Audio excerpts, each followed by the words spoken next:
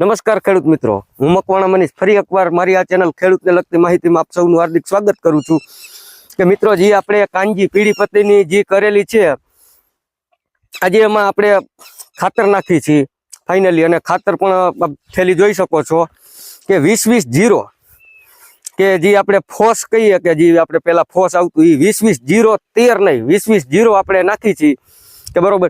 કે ચાલો આગળ ખેતરમાં તમને જણાવવું કે એના કેવી રીતે શું ફાયદા છે અને કેવી રીતે શું કામ આપે છે. આપણે આ ઘણો ટાઈમથી આપણે વાપરી છીએ.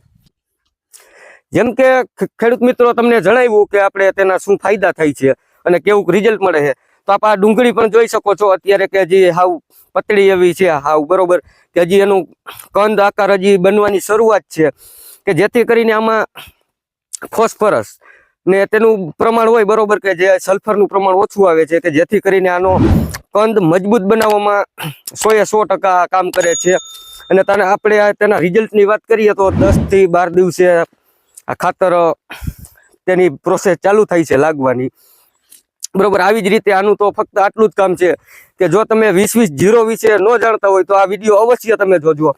અને આજે જે આપણે પીળી પત્તી ડુંગળીનું વાવેતર કરેલું છે બરોબર, તે પણ હમણાં ખેતરમાં તમને જઈને બતાવવું. જેમ કે ખેડૂત મિત્રો તમને જણાવ્યું કે આપણે જે પીળી પત્તી ડુંગળીનું આજે વાવેતર કરેલું છે કે જો કે આપણે સવારે આપણે જાતે જ વાવેલું છે બરોબર, કે આપણી પાસે સવારે ટાઈમ નહોતો વિડીયો બનાવવાનો કે જેથી કરીને અત્યારે તમને બધું બતાવું છું કે આમાં આપણે 1 કિલોને 100 ગ્રામ બી રાઈટ આપણે એટલું નાખેલું છે કે જે આપણે માનો કે 4 વીઘા જગ્યા છે બરોબર, અને 4 વીઘા જગ્યામાં આપણે 4.5 કિલો બી નાખેલું છે ને કે એટલું ઓફરમાં તળિયે પડ્યું રહ્યું હતું, એટલે 100 ગ્રામ જેટલું એટલું લગભગ આશરે પડ્યું રહ્યું હતું બરાબર. અને આના પણ વિડિયા ખેડૂત મિત્રો કે A to Z વિડિયા કે અત્યારે આપણે હજી જો આપણે પિયત પણ બાકી છે કે સામે ભાઈ આપણે જો હજી જે આપણે કહી કે ઠેબા કે પારા અત્યારે કરે છે.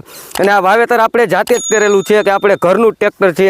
આ બધું જોઈ શકો છો પારા અને બધું વ્યવસ્થિત કે જોઈ લો કેટલા સીધા પારા છે અને કેટલું વ્યવસ્થિત સરખી રીતે આપણે આમાં વાવેતર કરેલું છે. બી પણ જે રીતે મિત્રો મેં તમને કીધું એ જ રીતે પરફેક્ટ એટલું જ બિયારણ નાખેલું છે કે તમને આગળ પણ જણાવ્યું હતું કે આપણે ટ્રેક્ટરના વિડીયો પણ આપણે બનાવશી કે હવે આગળ ચોક્કસથી આપણે ટ્રેક્ટરના વિડીયો બનાવશી.